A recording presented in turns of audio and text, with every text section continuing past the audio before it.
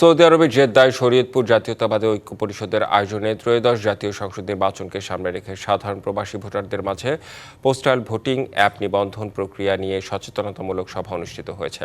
Saudi আরব প্রতিনিধি AR Noman জানান, অনুষ্ঠানে সভাপতিত্ব করেন ইব্রাহিম মিদা, সঞ্চালনা করেন খোকন মাল। প্রধান অতিথি ছিলেন জেদ্দা মহানগর যুবদলের সভাপতি সোলেমান হক ভুট্টু।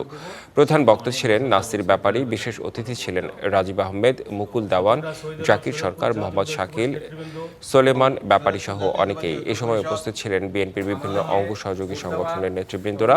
বক্তারা আগামী জাতীয় সংসদ নির্বাচন উপলক্ষে প্রবাসীদের পোস্টাল ভোট দেওয়ার জন্য নিবন্ধনের সময় বাড়ানোর নির্বাচন কমিশনকে ধন্যবাদ জানান। বিএনপির পক্ষ থেকে কমিটি গঠন করে দলীয় ও সাধারণ প্রবাসীদের নিবন্ধন করার জন্য সহযোগিতা করা হচ্ছে বলে জানান তারা। নতুন এবং ফিরে আসা গ্রাহকদের জন্য নগদে চলছে ক্যাশব্যাক সহ প্রতিদিন হাজারো উপহার জেতার সুযোগ। হবে আশা আর ফেরা, সারপ্রাইজ সেরা।